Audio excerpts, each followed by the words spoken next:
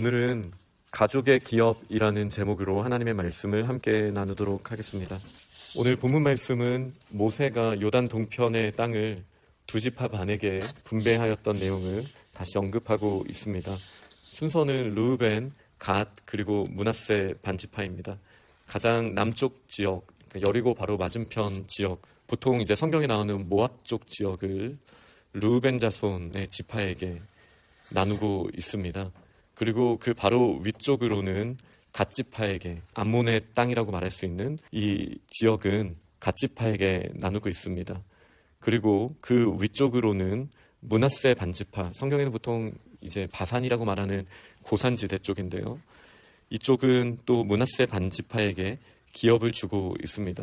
다른 땅들 중에 저희가 익숙한 땅들도 물론 있곤 하지만 갓지파에게 나눠준 땅 중에 이제 긴네렛 바다라는 곳은 저희가 잘 알고 있는 갈릴리 바다, 갈릴리 호수의 또 다른 이름이라고 할 수 있습니다. 저는 오늘 본문을 짧게 나누면서 좀 포인트를 가족을 따라서 기업을 주었다라는 내용에 두고 싶습니다.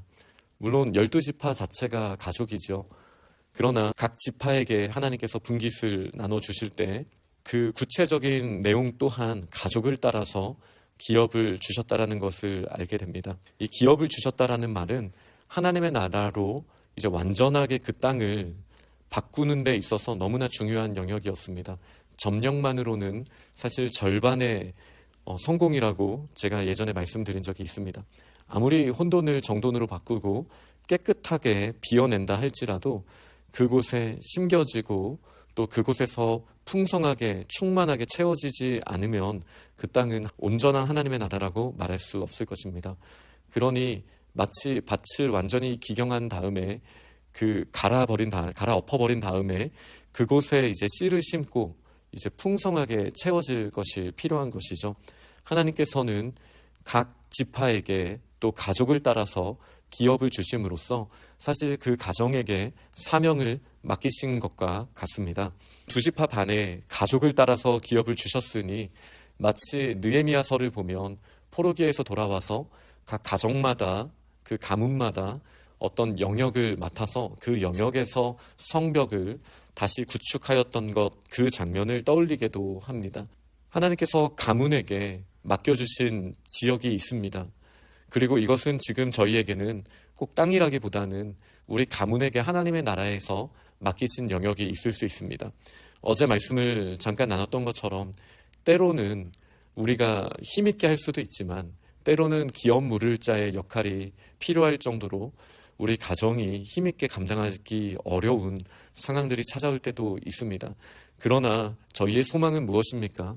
우리의 정말로 유력한 기업 물을 자 되시는 예수 그리스도께서 우리의 기업을 책임져 주시고 우리의 가정을, 우리의 가문을 하나님께서 책임져 주시고 회복시켜 주신다라는 이 사실을 기억하고 또 저희는 우리 가정을 위하여 최선을 다해 기도하고 또 할 수 있는 일들을 해나가며 우리 가정 안에서부터 먼저 하나님의 나라가 아름답게 또 충만하게 채워질 수 있도록 날마다 기도하고 하나님 앞에 나아가야 할 것입니다. 이렇게 르우벤과 갓과 므낫세 반지파에게 구체적인 지역과 또 성읍의 이름을 말하면서 분배하는 과정 가운데 특별히 앞에 르우벤 자손에게 나눠 주었던 내용을 살펴봤을 때 22절 말씀을 보니까 이스라엘 자손이 그들을 사륙하는 중에 라는 표현을 합니다. 기업을 받기 위하여 먼저는 혼돈을 정돈으로 깨끗하게 또 해나가는 그 일들이 필요하다라는 것을 저희가 여호수아 앞부분 내용을 보면서 분명하게 지금 살펴보고 있습니다. 그러나 그때 두올의 아들 점술가 발람이라는 표현이 또 나옵니다. 민수기에 나오는 정말 유명한 사람이잖아요. 저주해달라고 했더니 축복을 했지만 그가 저주는 할지 못할지라도 그가 쓸 수 있는 가장 강력한 방법, 이스라엘이 음행을 저지르도록 죄 가운데 유혹하고 그들이 넘어지게 했던 발람. 그렇기 때문에 민수기에 발람이 심판을 받는 부분이 분명하게 나와 있기는 합니다.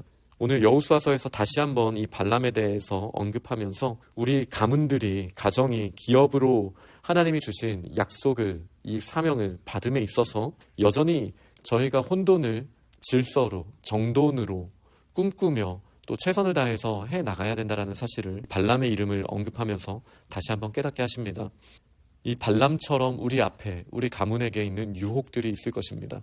그것이 편안함이든 세상의 즐거움이든 그 어떤 유혹이라 할지라도 우리 가정들은 발람을 없애버렸듯이 우리를 넘어뜨릴 수 있는, 우리를 미혹하는 것들, 혼돈으로 우리 가정을 책임질 수 있다라고 말하는 영역들은 우리가 살펴보고 하나님의 나라의 질서를 반드시 세워나가야 할 것입니다. 오늘은 모세가 기업을 주었다라는 표현이 이제 요단 동편이었기 때문에 계속 나오고 있습니다. 이들은 모세가 기업으로 준 땅을 모세의 말에 따라 순종함으로 그 땅을 정복하기도 하고 분배받은 그 땅에 이제 정착하기도 했습니다. 그러나 모세를 통해서 주신 가장 중요한 것은 하나님의 말씀이죠. 이 하나님의 율법을 세우는 것, 마음의 어떤 욕심이나 세상의 유혹을 따르는 것이 아니라 하나님께서 세워주신 이 정확한 질서를 잘 세워나가는 것이 하나님의 사명을 받은 저희 공동체에게 꼭 필요한 내용이다라고 할 수 있겠습니다. 마지막으로 33절을 볼 때 요단 동쪽에 모세가 분배한 기업은 이러하여도 오직 레위 지파에게는 모세가 기업을 주지 않았다라고 분명히 말하고 있습니다. 요단 서편에도 기업으로 주지는 않았죠. 이는 그들에게 말씀하신 것과 같이 이스라엘의 하나님 여호와께서 그들의 기업이 되심이었더라. 레위에게는 제가 어제 여호와께서 3가지 분깃을, 기업을 주셨다라고 말씀을 드렸습니다. 어제는 화제물이었고 오늘 나온 내용으로 봤을 때에는 여호와 하나님께서 기업이 되셨기 때문에 땅을 주시지 않았다라고 말씀하십니다. 땅을 기업으로 받는 것보다 여호와 하나님이 우리의 기업이시라는 사실이 훨씬 본질적이고 훨씬 더 큰 축복이라고 할 수 있죠. 그러나 이 당시 레위인들의 마음을 생각해 봤을 때 우리에게도 땅을 주셨으면 얼마나 좋았을까 라고 생각할 수 있는 지점들이 분명히 있었을 거예요. 하나님께서 분명하게 말씀하시면서 지금 땅이 없는 것이 레위에게 저주가 아니라 레위에게 축복이다라는 사실을 분명하게 말씀하시고 있습니다. 때로는 저희가 생활하면서 레위처럼 우리가 땅을 분깃으로 받지 않았다라는 생각을 할 수 있습니다. 하나님의 일을 함에 있어서도 이 세상에서 하나님의 나라를 확장함에 있어서도 우리에게 구체적인 땅이 기업으로 주어지지 않았다라고 생각을 할 수 있지만 우리가 레위를 살펴봤을 때 레위는 이 12 분배된 모든 기업에서 흩어져서 하나님의 일을 감당할 수 있는 특권을 받았다라고도 할 수 있습니다.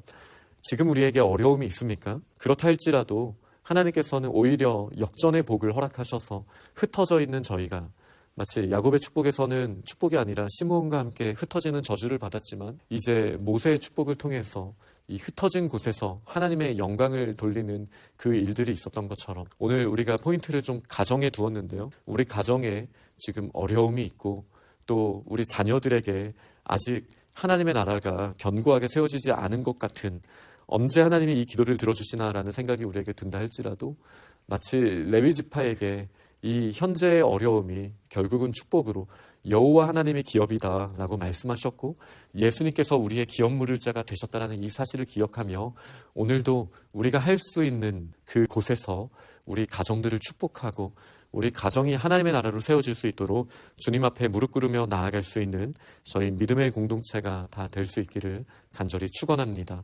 아멘.